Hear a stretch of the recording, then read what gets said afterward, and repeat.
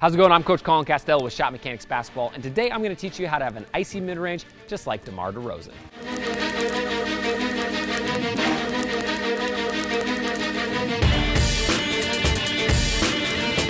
All right, so DeMar DeRozan is having an absolutely phenomenal year, and he's doing it not shooting a ton of three-pointers. So today what we're going to do is we're going to talk about his mid-range games and some of the keys that he's really good at that hopefully we can put into your game as well. Now, before we jump into it, I also want to let you know you get a free copy of my #1 NBA shooting workout. All you got to do is click the button above or the link in the description, and then that way you'll get instant access to it. And it's going to change the way you think about training your jumper. It's the same sort of stuff that I use with a lot of the pros I train, and I highly recommend you check it out because, after all, it's free. So with DeMar DeRozan, right, he is an animal when it comes to getting that separation for his pull-up jumper in the mid-range. He's almost very Kobe Bryant-esque at being able to get to his spots and elevate over the defender. So the first thing I want to talk about is his one-dribble pull-up.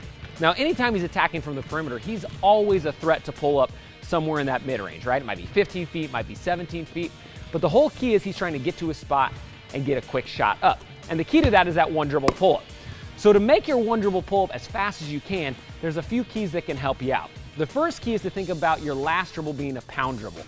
If I come into my pull-up and I drop my last one kind of softly, it's going to be a little bit slower moving into it. So you really want to pound that last dribble, and that's going to allow you to pop into your jump shot a lot more. And that's something you see DeMar DeRozan do a ton. As he's getting to his one dribble pull-up, his last one, when he's going, he's popping it, and that starts his upward momentum, so that way he gets good lift and good rise. So number one, you want to pop that pound dribble as much as you can. The second key is you want to transfer your forward momentum into upward momentum.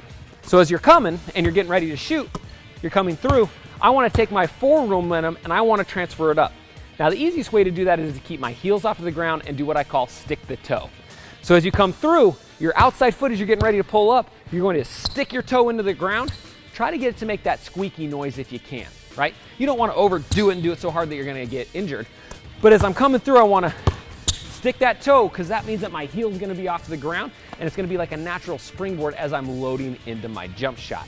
Because what happens is, if I'm coming in and if instead of sticking the toe, if I plant the second heel, my heel's going to take all of my energy out of my body, throw it into the ground, and I'm going to have to regather that energy. But instead, we can use that forward momentum into the jumper by sticking the toe. Think about it like a long jump, right? Can you jump higher if you just stand like this and jump, or if you get a run at it? Most of the time if you get a run at it, because you can transfer that energy from forward into up, right? One dribble pull-up's the exact same thing. As I come through, I want to stick that toe, that way I'm, boom, driving that forward momentum into upward momentum. All right, so the next thing you notice about DeMar DeRozan's mid-range is he's really good at shooting off of separation. Things like pull-backs, step-backs, right? Where he's driving in and then getting that space away from his defender.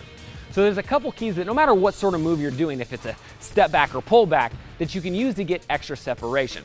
So the very first one is you want to throw your shoulder. So anytime I'm driving towards the mid-range, if I'm coming in and I'm getting ready to separate away from the defender, if you can throw your shoulders to start, that's going to send your defender sliding and make them really think that you're driving and make them commit to you, right? If I'm getting ready to shoot a step back and I'm leaning backwards like this, it doesn't really look like I'm moving forward, so they're probably not going to bite, right?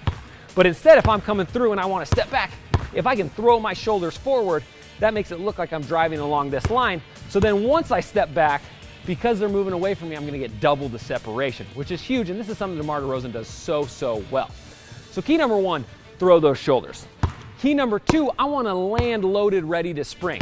A big mistake that a lot of players make when they come in to get their separation, they might do this perfectly, but as they hop back to get their separation, they land too straight up and down, right? We want our hips to be engaged, locked, and our heels off of the ground on landing. So as I come through, if I can keep everything engaged, locked, and heels up on landing, now I can spring the second I hit the ground, and I don't have to regather. What you see a lot of players do is because they come out and they're straight up and down, they have to regather and then load, and they lose a lot of that momentum, and most of the time they miss the shot short.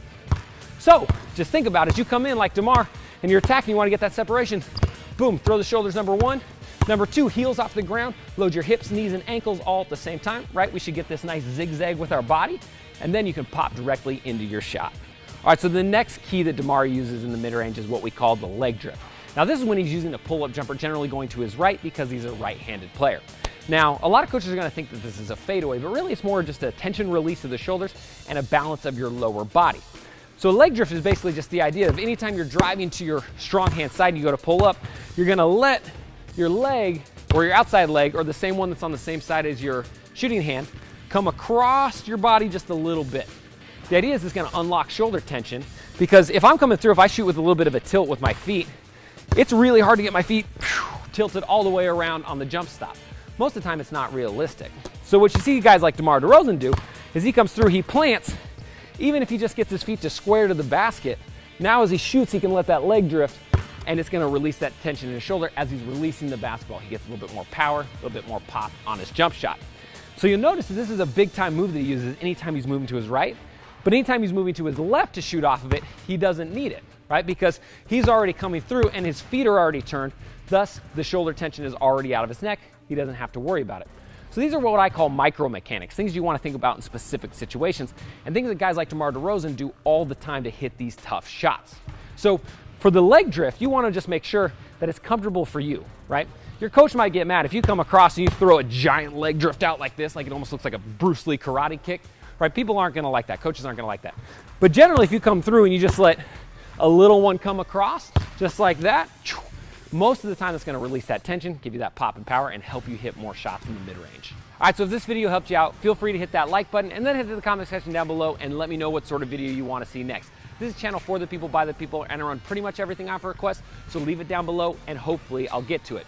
And if you're new to shot mechanics, you're going to want to do two things. Number one, hit that subscription button because we put out videos every week and they're all going to get you better, I guarantee it. The second thing you're going to want to do is click the button down here, and you're going to get a free copy of my #1 NBA shooting workout. This shooting workout is going to change the way you think about training your jumper, and it's probably going to help increase your shooting percentage the very first time you use it. So I highly recommend you check that out. All right, again, I'm Coach Colin Castello with Shot Mechanics Basketball. Thanks for watching, and until next time, splash.